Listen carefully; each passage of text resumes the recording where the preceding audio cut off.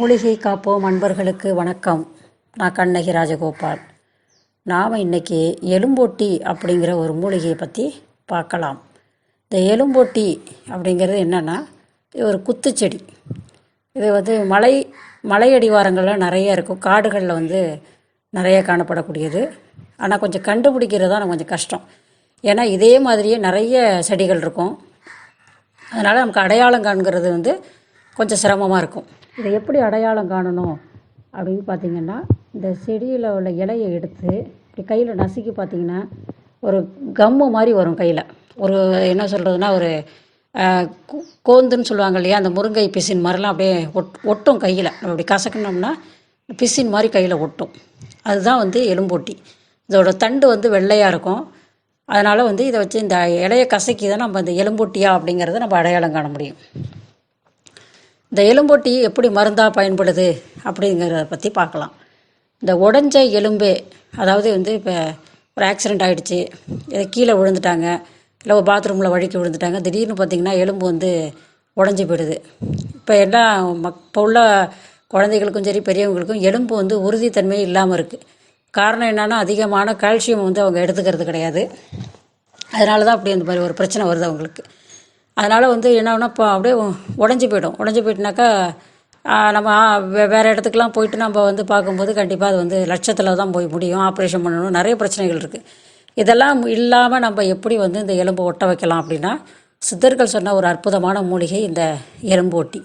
இந்த எலும்போட்டி இலையை கொண்டு பச்சையாக இருந்தாலும் சரி, காஞ்சதாக இருந்தாலும் சரி, இது கூட நல்லா என்ன பண்ணால் அம்மியில் வச்சு நல்லா அரைக்கணும். வெண்ணெய் மாதிரி அரைச்சி, அது கூட நாட்டு கோழி முட்டையோட வெள்ளைக்கரு, அது கோழி முட்டைனால் பண்ண முடியாது அப்படின்னு சொன்னாக்கா உளுத்த மாவு இருக்கு இல்லையா, அதை கூட சேர்த்துக்கலாம். அது கோழி முட்டை சாப்பிடாதவங்க, கொஞ்சம் அசூசையாக நினைக்கிறவங்க அதுக்கு பதில் உளுத்த மாவை போட்டுக்கலாம்.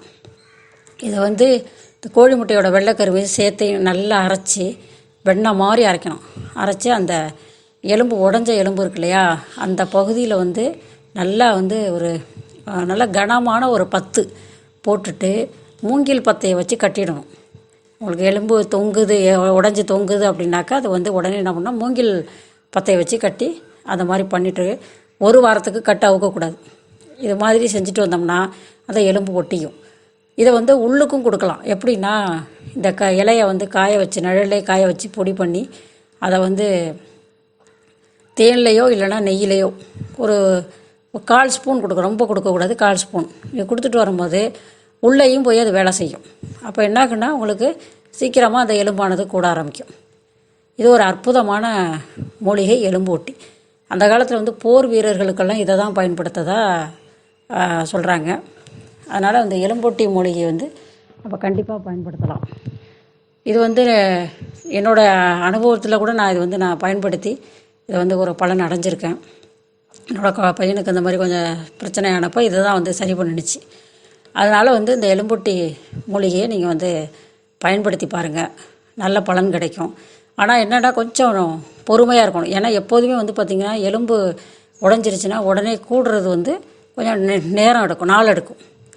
அதனால் அதுக்கு கொஞ்சம் பொறுமையாக இருந்து அந்த காலை அசைக்காமல் வச்சுருக்கணும். ஒவ்வொரு வாரமும் கட்டை பிரித்து கட்டிக்கிட்டே வரணும். அதை அசைக்காமல் வச்சுருக்கணும். அதுதான் மெயின். இந்த மாதிரி பல அற்புதமான மூலிகைகளை பற்றி நம்ம சேனலில் வந்துகிட்ருக்கு. மறக்காமல் மூலிகை காப்போம் சேனலை சப்ஸ்கிரைப் பண்ணி